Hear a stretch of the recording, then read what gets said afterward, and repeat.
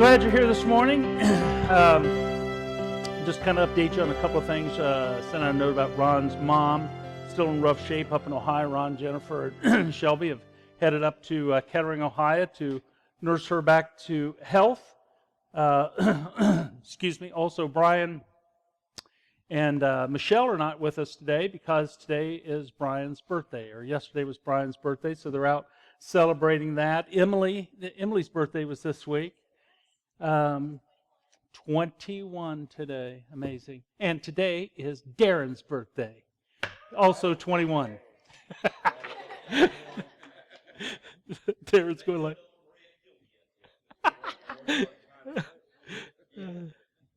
That's good stuff. Well, happy birthday.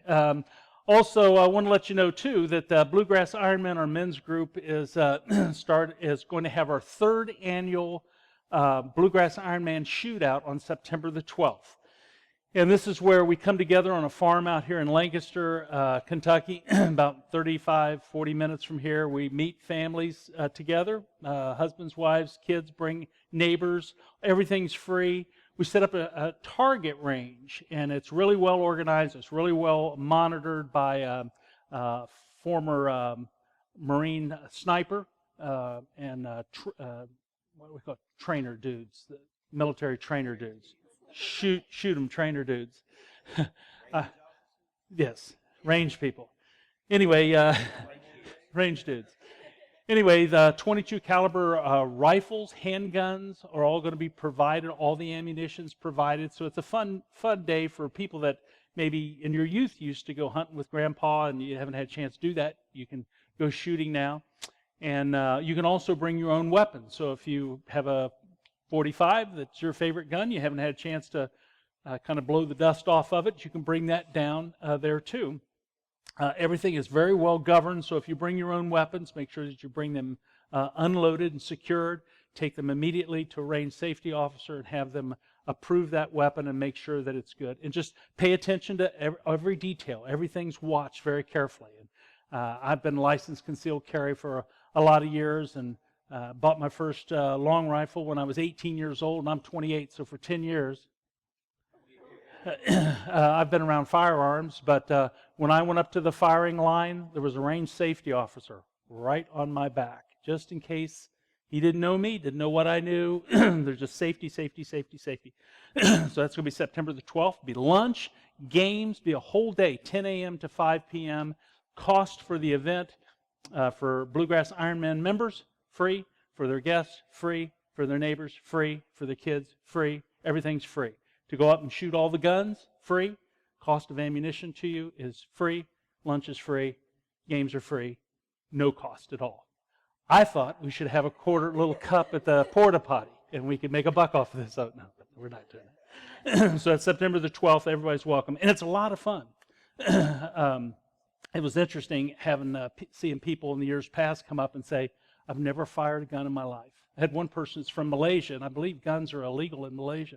And he said, I've never fired one. Grew up watching cowboy movies, always wanted to pull the trigger on that. And Mike Matherly, he just loved it. He was there he kept going through the line because he shot a bunch. He had a lot of fun. So anyway, September the 12th, that'll be, and we'll get you more directions and all that stuff coming up.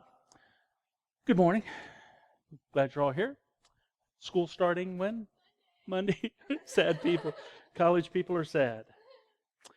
I think it was just a couple of years ago on a Sunday morning here, I taught on the subject of worship. And I taught about it from the perspective of all the different kinds of worship, how to worship, why we worship, all those different things. And like how we're actually worshiping God when we serve others. We worship God when we give. We worship God when we sing. We worship God when we read the Bible. We worship God when we pray, when we come to church. When we come to church, that act of coming here and being connected and being connected with the church and the Holy Spirit is worshiping God. So there's a lot of different ways that we can worship God. Even others like writing, composing, playing music, dance. Any of these things that we give to God, acts that we do, things that we do for God, to worship God, and to lift God up and glorify God, is worshiping God. So it's worship is a multifaceted thing.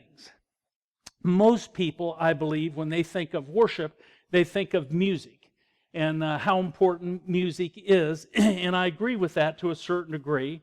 Music has been with us for ever. If you think back through history, different cultures, different primitive cultures, and hieroglyphics on walls, there's musical instruments. There's song that's been there throughout history. Music, it doesn't make any difference what geographic area you go to, there's music involved in it.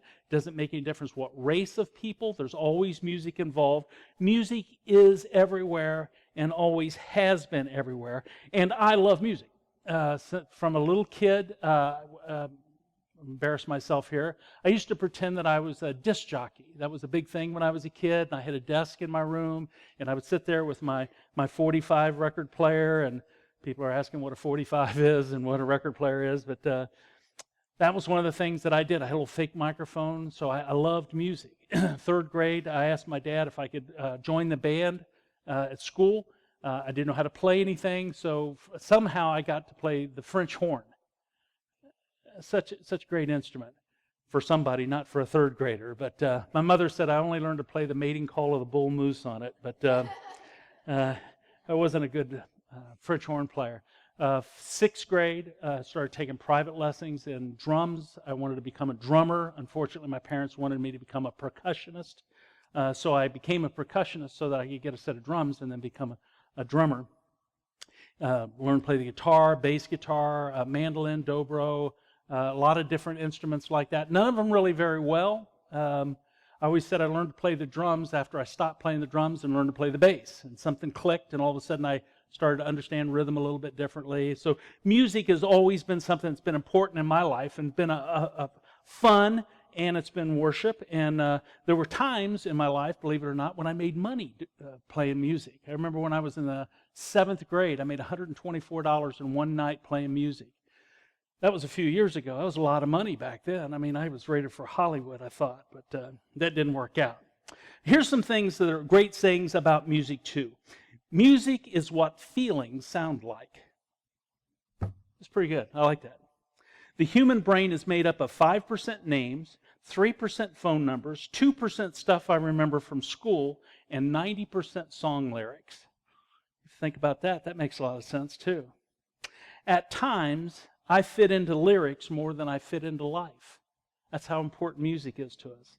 And then another brief poem says, music speaks what cannot be expressed, soothes the mind and gives rest, heals the heart and makes it whole, flows from heaven to the soul. I agree with every one of those little sayings there. Music is important to our lives. Music has a huge impact on our lives, in our lives, and around our lives. And I believe that that's important. Well, this morning, I believe that what the Lord wants me to do is wants to talk about music this morning. So we're going to spend a few minutes talking about music, about worship songs. I'm going to use one particular worship song to kind of bring it all together so we can kind of focus on this, and for the purpose of growing closer to God. Now, I know that there's, as much as there's people like me that truly love music, there's other people that don't. At the funeral home about 6 months ago, we had a funeral, or a pastor come in to officiate a funeral service. And I said, do you have any music that you want interjected into the service? And he said, no, I hate music. And I went, how could anybody hate music? But there are people that just don't get it, don't have a sense of rhythm. Maybe they aren't able to sing well. I know a lot of people who can't sing well that do sing. They enjoy it. People that can't really dance, get up and dance when they don't have a sense of rhythm. But there are some people that just don't get it. So we're going to talk about it so I can maybe help some of you that might feel that way connect a little bit better with music for the purposes of growing closer to God. For the purpose of growing closer to God. We're going to see how music can teach us, music can help train us, and music can help mold us into the people that God wants us to be as Christians. Now, over the past few months, Pat has been teaching me a lot about music, which is kind of funny. You played the piano when you were a little girl for for about an hour and a half. She played the piano a little bit, but has never been a person she's always enjoyed music, but hasn't been really connected or interwoven with it. But she has developed a wonderful ability to worship God through music, even though it's something that she doesn't participate in all that frequently herself. One of the things that she's been teaching me is the difference between Christian music and worship music. And if you think about it, there is a huge difference. Christian music is something that's kind of, maybe you remember from Grandma's church. Christian music is about Christian thoughts, Christian ideas, and they can be very impacting. They can be some great songs, some powerful songs. And if you think about some of the old songs from days gone by, Old Rugged Cross, Amazing Grace, Nearer to Thee, In the Garden, all of those beautiful old hymns are beautiful old hymns, but they kind of take you to a level. And I got a great example of one today. It's called The Old Rugged Cross, sung by Tennessee Ernie Ford. Who knows who that is? Okay, I was going to go out and shoot myself if none more of you knew that, because Tennessee Ernie Ford's been dead for a lot of years. So do you have that? We're going to have audio, not video, okay?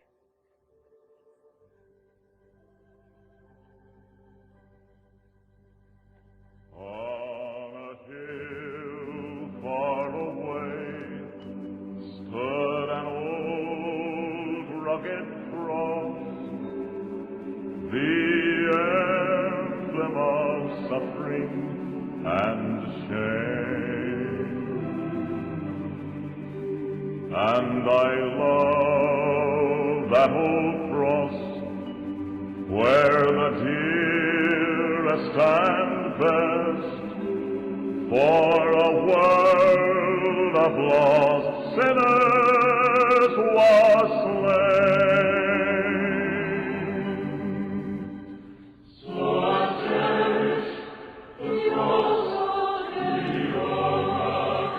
Tennessee Ernie Ford, when I was a little kid, was huge. He was huge in that day. Did a lot of contemporary music, but also did a lot of the old Christian music. The Old Rugged Cross is a beautiful old hymn. It's very impacting. It's a powerful song, but like I say, it kind of takes us to a level, and then it kind of stops there. It doesn't emit or elicit or drive up any type of real emotional feeling in a lot of cases. Not so much as like other songs that are more from, not a Christian song, but Christian worship songs. It's a little bit different. We've got another one of those. This is I Can Only Imagine by Mercy Me.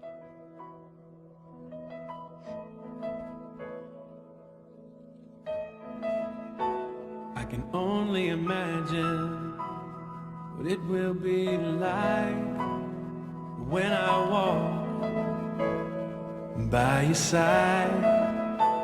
I can only imagine what my eyes will see when your face is before me. I can only imagine.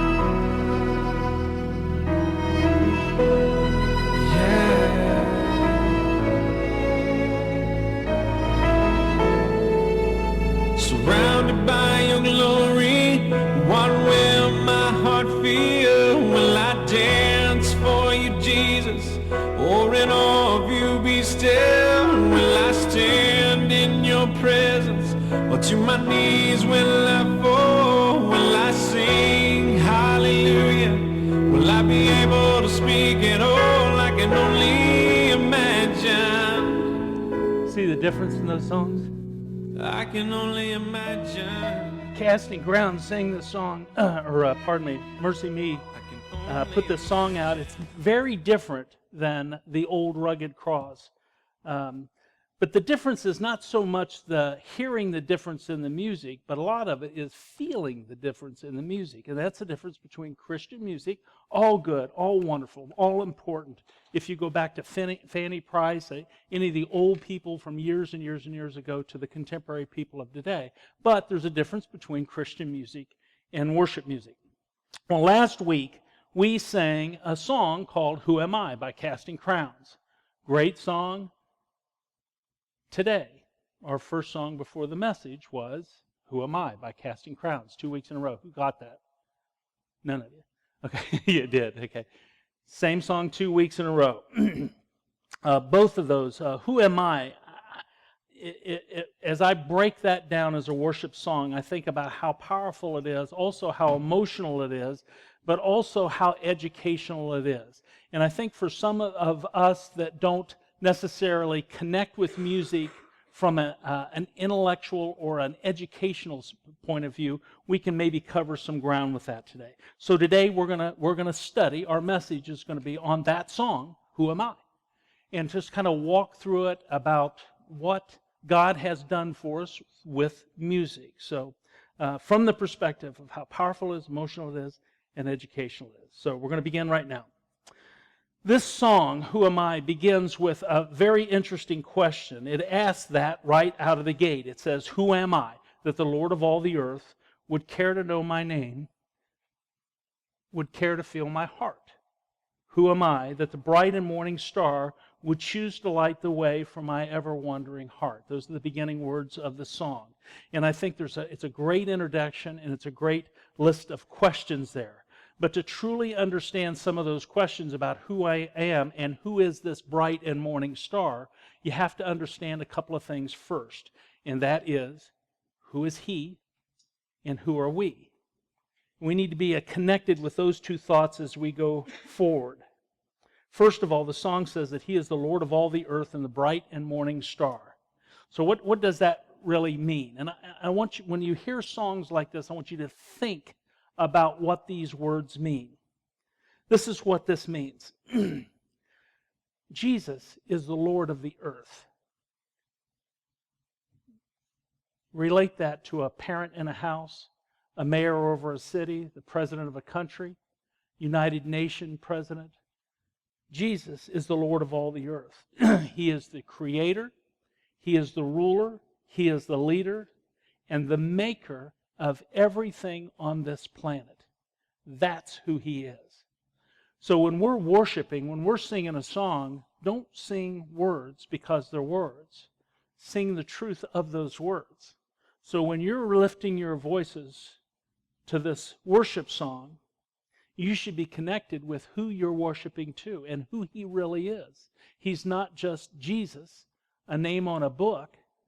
He is the Lord of the earth, the creator of everything on it, our ruler, our leader, the maker of everything on the earth, in the earth, or above the earth. And there's scriptures to support that. John 1:1 says, in the beginning was the Word. The Word is Jesus. So that scripture very simply says, in the beginning.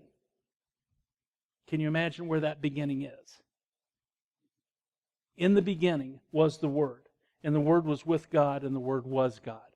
What they want you to understand in that scripture is from the very beginning of time, however that even looked, that none of us can ever fathom, Jesus was there. God was there in the beginning. Jesus was with God, and Jesus was God from the very beginning of time. Jesus has always been.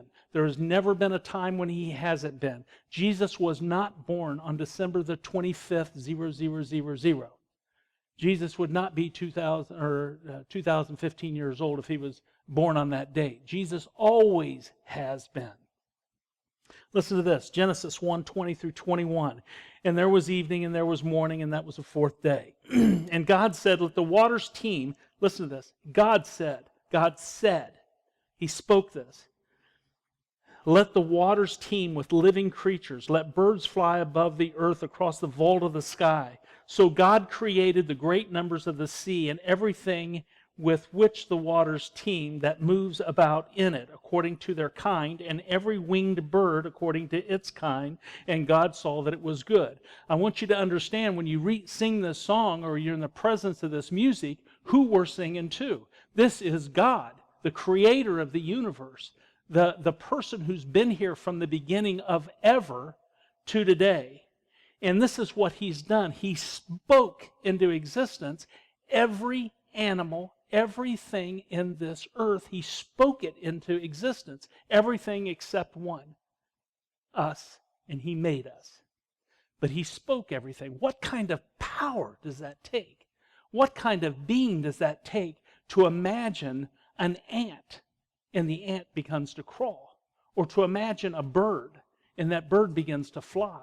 Every creature in the world, a whale in the deepest ocean, God created that. An elephant, God created that. A flea, God created that. Every living creature above, in, or on the earth, God created. And as far as his name is concerned, Revelation 22:16 says this, I, Jesus, have sent my angel to give you this testimony for the churches. I am the root and the offspring of David and the bright morning star. So in this song, when they talk about the bright morning star, who are they talking about? Jesus. Jesus is the bright morning star. That's who he is. And that answers who he is. I think I've done a good, compelling job of answering that question, who he is. But the song asks this too. It asks, who am I? So now that we know who he is and we've got a good idea about who we're dealing with here, we need to also be introspective and look at ourselves. Who am I? And maybe it was a rhetorical question by Casting Crowns, but I don't think so. I think it's important that when we think about God, we think about ourselves and we think about who we are in relationships to him. But more than asking the question, I think it answers the question, at least about the condition of our heart in this song. Remember, it says these words, who would care to feel my heart? That's a question that, with God being as magnificent as he is, and as large as he is, and as powerful as he is, how could he care about me? I mean, how could he care about humanity? Yes, humanity, but Brad, how could he care about him? And it says about my hurt, care to feel my hurt. And that's something I think a lot of times we don't think about ourselves as people. We are hurting people. As people, we're very complex. We're people who don't just go quietly in the night. There are very few people in the world that are just easy people. Most people are kind of difficult. They've got some part about them that difficult. They make bad decisions all the time. They have a quirky sense of humor. They're angry. They're silly. They've got something that makes them kind of difficult to work with or be around. Life for most of us is not easy. Life for most of us is not easy. Very few people go through life and say, wow, that was a snap. Everything worked out my way. Bought a lottery ticket once a week, won every week. You know, drove through 90 miles an hour through the center of Lexington, never got a ticket. You know, you're just that perfect type person. Life for most of us is not easy. It's challenging to say the least. We fight against life. If you think about it, a lot of times we do. Our life here, the 10 Commandments, we were talking about those earlier this morning, how they were set up to make life easy for us or help guide us through life. We fight against those. We fight against each other, and a lot of times we fight against God. God asks something of us, and we don't want to do it. We don't think we should do it. We don't think we're qualified to do it. So we fight against God. The other line in this song is it talks about, for my ever-wandering heart. An ever-wandering heart that we have, I believe, is a heart that's constantly chasing something that's better. And think about that. Ken said something this morning about somebody driving down the street in a brand new car, shiny, pretty, and he says, I look at that and I think for a second, man, I'd love to have that car. We're always looking for something newer, something shinier, something better. We're always running towards something to give us some kind of pleasure. And when we're doing that, a lot of times what we're doing is we're running away from God. Because sometimes, let's just be honest, God just doesn't appear that new. Sometimes to us, he just doesn't appear that shiny. He doesn't appear that exciting. Maybe it's a season that we're going through or a period we're going through or some kind of a struggle. But sometimes God doesn't feel as accessible to us as we would like. And that's because of our heart. Our heart is kind of flawed. It's not because of him. He's always there. He's always with us. But sometimes we go through these seasons where we kind of stray away from him. And all of this information that we've talked about this morning all helps magnify this line of the song. The song says this: who am I that the Lord of all the earth would care to know my name, would care to feel my hurt? Who am I that the bright and morning star, Jesus, would choose to light the way for my ever-wandering heart? Why would he care about me? Think about how powerful that is, that God cares about each one of us. even in our hurt, even in our wandering heart, even in those times where he's calling us to him and we're running from him. Even in those times where we're running for that sparkly, shiny, newest, greatest, whatever, God's always there. And in spite of that, he's always lighting the way for us. If that first verse of that song asks the question, the second verse enlightens us to a little bit of a conversation that should be going on between us and God. It says this, not because of who I am, all of this that we've talked about up to this point, is not because of who I am, but because of what you've done, because of what God has done for us. Not because of what I've done. Certainly has nothing to do with that, but it's because of who he is. And the reason he cares about us is not because of anything that we've done. There's never anything you'll ever do that will be worthy of God's love and respect other than the fact that he loves and respects us. Luke 19:10 says this, "For the Son of Man came to seek and save the lost." That's what he came here for. He didn't come here to make sure that we had the latest, greatest clothes, that we had the whatever, that we were all beautiful, that we were all smart and intelligent. That wasn't anything. He came to seek and save the lost. That's why God came. And the reason he did is because he loves us that much. That is the reason and the only reason that Jesus came to earth. Now, the last part of this song speaks a little bit about us and our time here on earth. And I'm going to kind of paraphrase this a little bit. It says, "I am a flower quickly fading, here today and gone tomorrow, a wave tossed in the ocean, a vapor in the wind." This is an analysis of who we are. And for you that are younger in the room, you're thinking probably, no, we're not. I've got years and years and years ahead of us.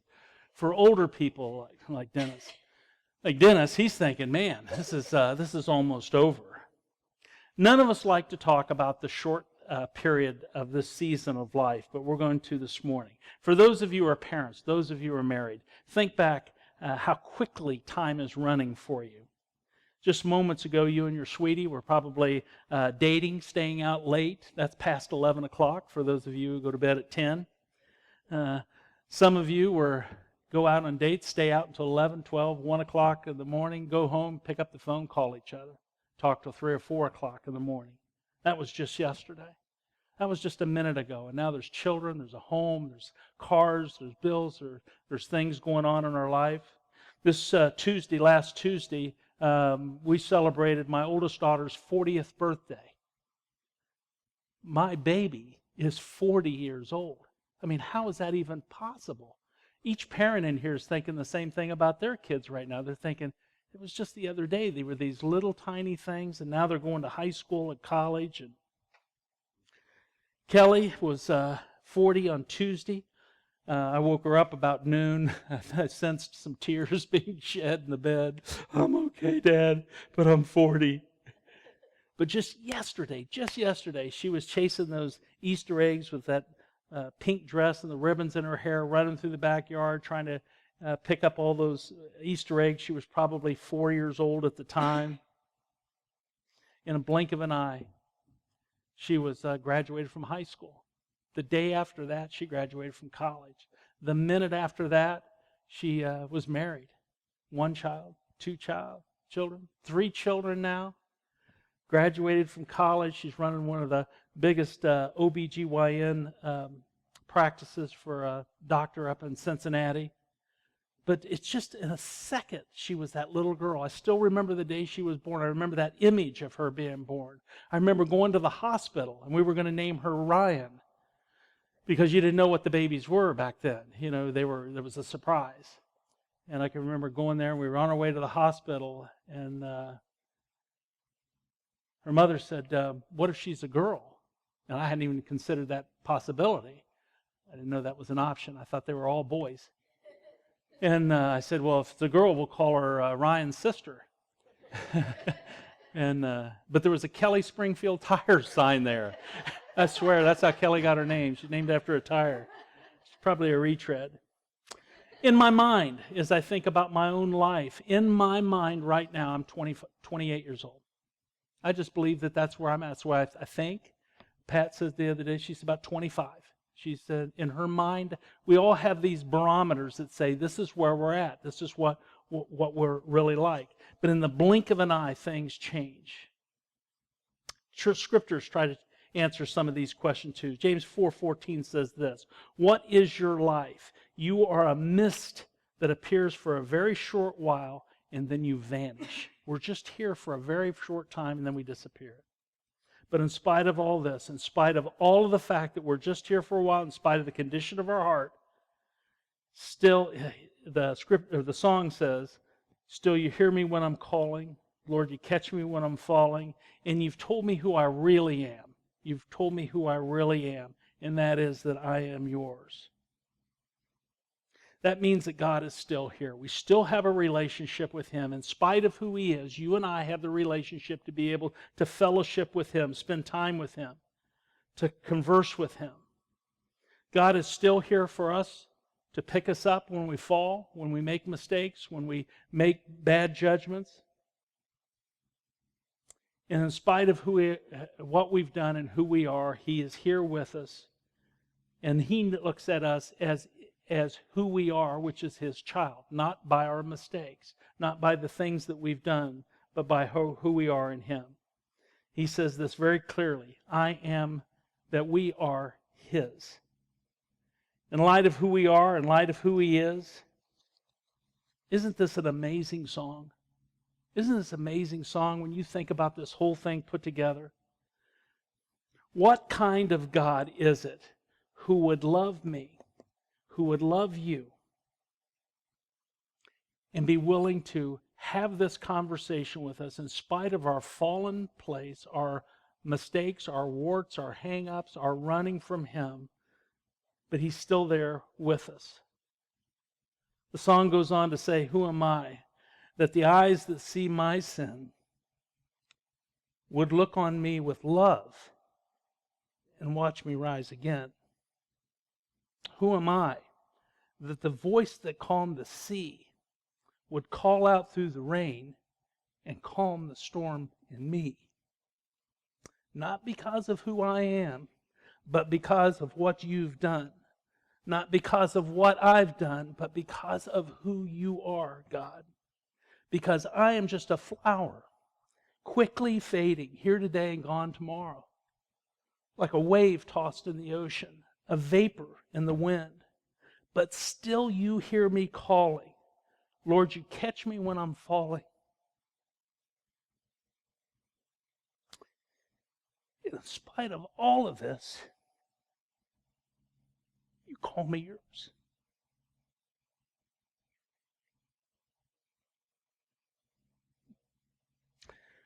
With the knowledge of this, how could we fear anything in this world?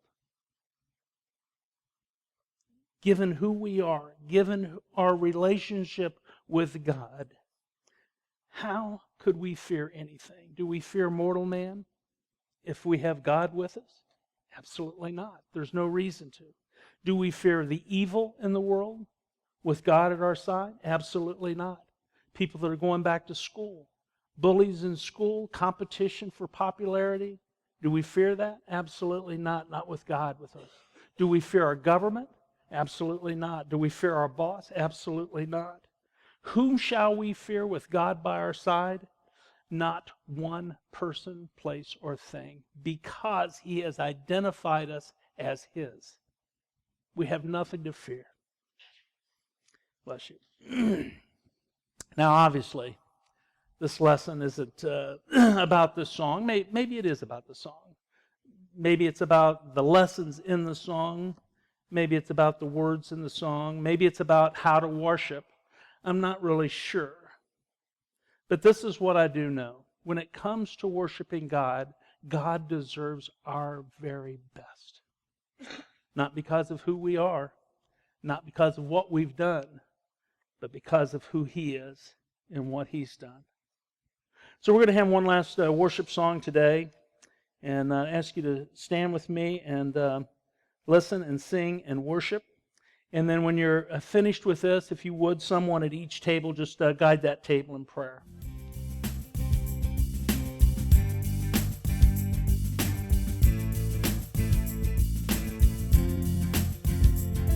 Ever feel left out?